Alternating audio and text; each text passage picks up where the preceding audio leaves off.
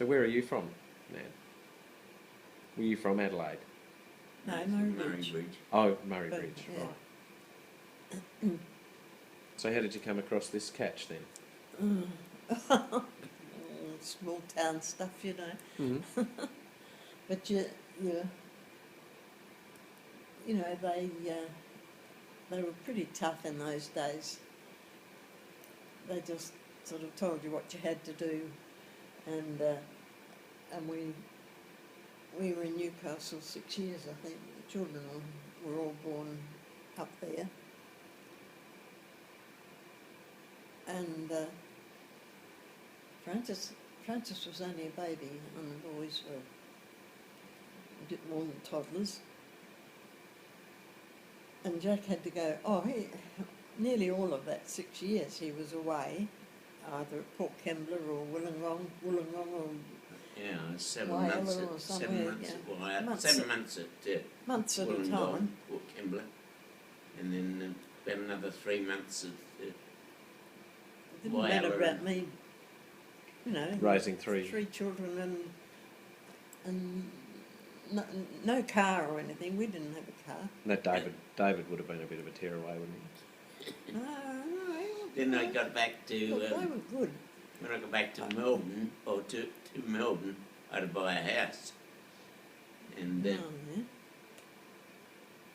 So but before that, they sent us to Melbourne. Jack was already down in Wollongong, and he said to his boss, could he come up and help me get to Melbourne with the kids, pack up the house. And actually we were exchanging it for a house in Melbourne, and he said, no, we'll send a taxi out for it to get to the airport. That's he the said help. you can go out to That's the help. Essendon, where the airport was in those days, for Melbourne, and meet them out there. So you had to pack up your own house with the kids? Yeah. My And mother was there. She came and helped me.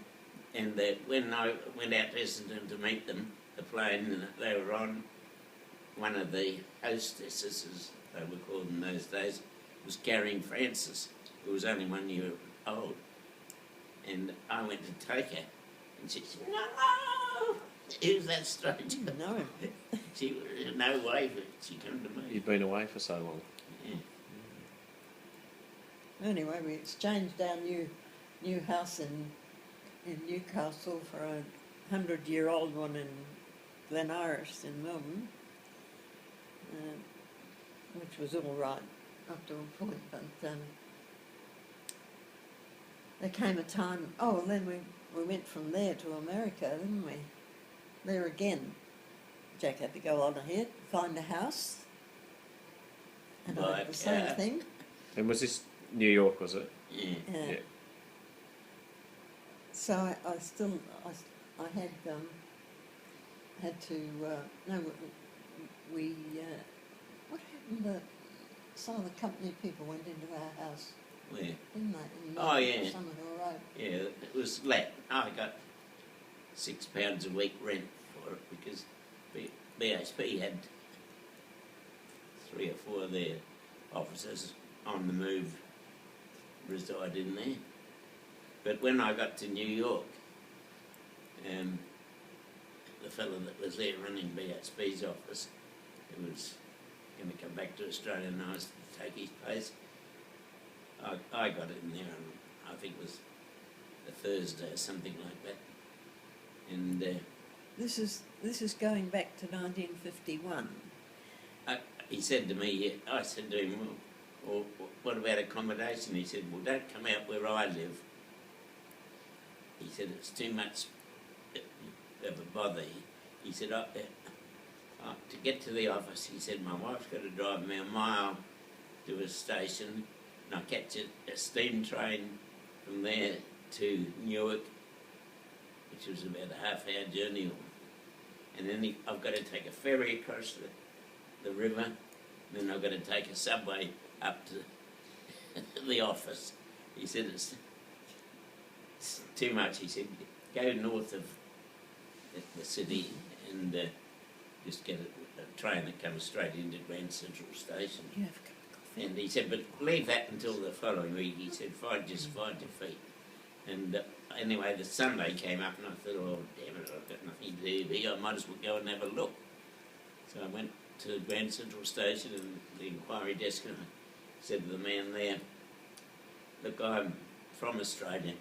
I've got to spend 4 years in New York and I want to find a place to live, somewhere where I can commute into the station. He said, I said, where do I go? He said, oh, go out to Larchmont. And so I said, okay. So I got a train out to Larchmont, got out of the station and looked around. It was a very nice place. And I found a fella kept doing a bit of gardening in his front garden. And of course there's no fences in New York. So I went up to him and said to him, look, I said, I've just come over here from Australia. I've got to find a house to rent. I'm allowed to pay $180 a month for it. And I said, what, you know, how do I go about it? Could you advise me?